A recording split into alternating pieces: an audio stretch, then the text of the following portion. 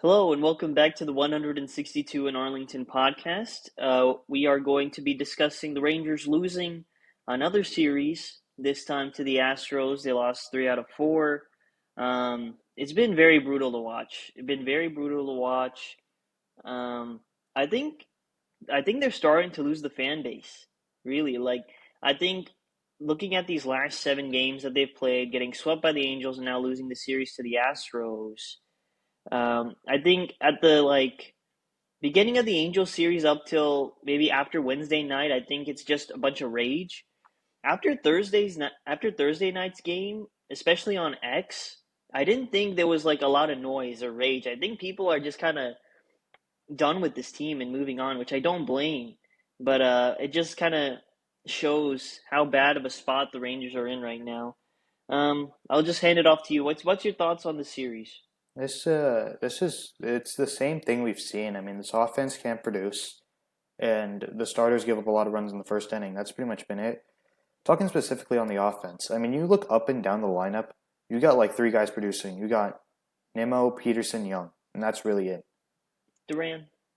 Yeah, I yeah, think Duran. Duran and Ozuna are okay. That's it. Yeah, they're Yeah, but okay, but I'm saying like you got big producers. Those are the guys: Peterson, Nimmo, Young, and Nimmo's been getting hella unlucky recently. And then Peterson's been really solid. Young's been staying his approach. But then it's like everyone else, man. I mean, Berger, this guy Berger. I don't even know what to say about him anymore. There's nothing to say about him. It's just like I someone needs like his approach just makes no sense because when he's at his best, he's staying opposite field. Like when he's staying opposite field, he's really good, I think, because he has power to the opposite field. But then it's like he's trying to pull everything and hit like huge 450 nukes. Like we don't need to do that. Let's just get the ball to the opposite field. Um, yeah, just the lineup, and then again, manager decisions just make no sense. Like pinch hitting Haggerty at the end of what was it? That's Thursday's game. At the end of Thursday's game, pinch hitting Haggerty at the end of Thursday's game. Like why would you do that? Haggerty has not been much better to issue a pinch hit there. yeah, Like yeah. The whole team's a mess. I would agree with you on Jake Berger and that the two biggest issues have been the offense and how bad the starters have been in the first inning. I think to talk on the offense, I mean the biggest issue is like I said, I think Peterson's been great and he hit a lot of homers in this series and that was great to see. Um, Nimmo has been kind of who what he was advertised to be, right? He's yeah, been like exactly as advertised. Josh Young has shown up and shown out, and I'm very happy that he's done that. And he's been great. Duran has outperformed everyone, and he's also been great. Ozuna is doing his thing, just trying to, yeah, basically he's doing his thing. Right now, the issue is you got four positions that you're just getting nothing from, right? You got center field, Evan Carter's bringing defense, but nothing with the bat. You got Jake Berger at first base, who's just, his stats are all stat padding stats. He hasn't done anything. We're getting nothing from catcher, which has been depressing, honestly, watching the catchers take at bats day in and day out. And then at second base, you're getting nothing. Like Justin Vosky has brought the bat, but he brings nothing defensively. So there was like four positions in your lineup that are just bringing nothing. And even with the lineup construction, you just have two black holes.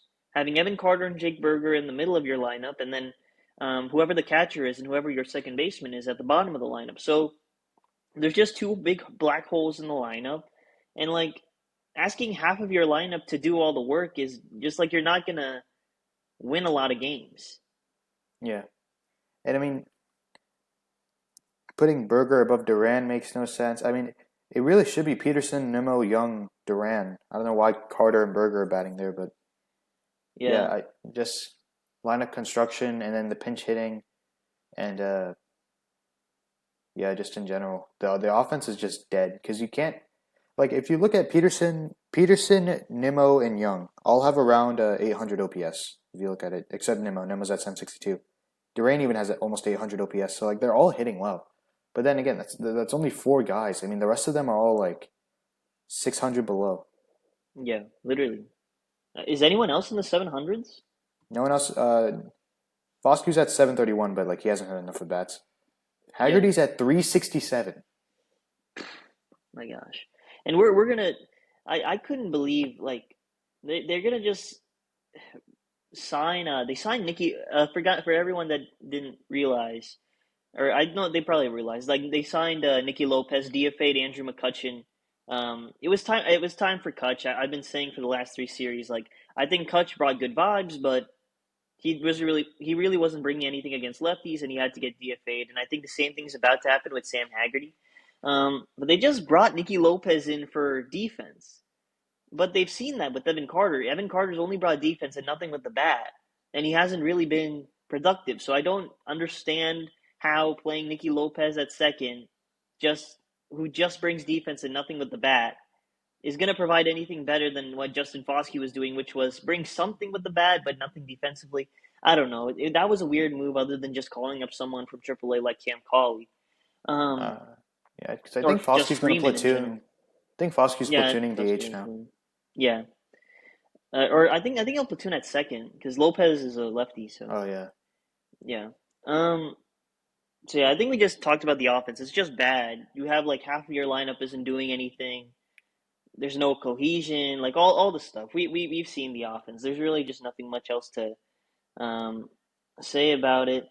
I So mean, the dude, other. your Oh four yeah, go best ahead. hitters are the Mm-hmm. hitters that shorten up and go the other way. Those are your four best hitters that have been your most productive hitters.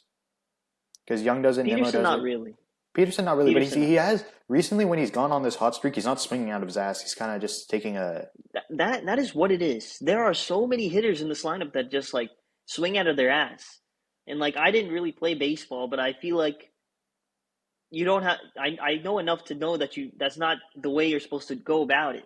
It's just getting the barrel to the ball. yeah. All these guys are strong enough to where if they just get the barrel to the ball, it's gonna go. It's like the You same thing know? we were talking about with like Garcia, right? Because it was the same thing with him. It's like he's Mm-hmm. taking these big swings trying to pull the ball. If he just gets the barrel to the ball, that's what he did so good. And is like you look at Garcia from like 21 to 23, he just got the barrel to the ball and he would shoot homers to the opposite field because he was just that strong. Berger can do the exact same thing. Just take a nice easy swing and shoot it to the opposite field. You can hit some bombs. Yeah. That also shows how bad the coaching is on this team. And with Jake Berger, what I will say is he's had like 4 game stretches that have really carried his offensive numbers. Those like when he's hot, the offense is really good. When he's hot, it's just been very rare. And like when he's not hot, it really hurts the team, you know? But Yeah, he's not hot enough to make up for when he's so bad. yeah. Yeah, that's the thing with Jake Berger. Yeah, it's the same. It's actually like that's the exact same thing it was with Garcia. When the offense was at its best, it's when Garcia was hitting. Hmm. It's like Yeah, you, same thing. I'm just gonna discuss like the other issue with this team. Like everything's an issue, but the other big issue is how bad the Rangers starters, all of them, honestly, except Mackenzie Gore, weirdly, have been bad in the first inning. Now we knew going into the season that the offense wasn't going to be a strength, and with that, if they are just gonna constantly have to play behind every time. And I'm not saying the offense is definitely the reason the Rangers are in this position. They are the main reason. But if they have to just constantly play from behind, it just makes things even tougher. And the rain and like I have the stats in front of me. All Rangers starters ERAs in the first inning. Kumar Rocker has the worst. He has an 11 ERA in the first inning, which by the way, they threw an opener for him and then he made his best start and then they decided to stop that. I don't know what was there, what happened there. Nathan Eovaldi has a 9.82 ERA. Jacob DeGrom has an 8.18 ERA. Those are just horrible numbers. Jack Leiter has a 5.73 ERA in the first inning, which is also bad numbers. Um, and then Mackenzie Gore has a 3.27 ERA in the first inning, so he's been surprisingly good. I guess it's mainly later in his outings that yeah. he struggles. I'm trying to find. I know Sean McFarland put out a tweet about like the homers, I believe. Okay, yeah, here it is. So Sean McFarland said the Rangers have now allowed 19 first inning home runs this season. That's 7 more than the next closest in baseball. So yeah, they have just been so bad in the first inning, and with how bad this offense is, that's just tough. Can't do that. Yeah, the And it's homers so are just crazy. yeah, it's always like first pitch of the game or something like that. Like it's always leadoff homers. I mean, you can't. You got to be careful of these guys. They're at the top of the lineup for a reason. You got to be careful to them. You can't just like go after them. Yeah.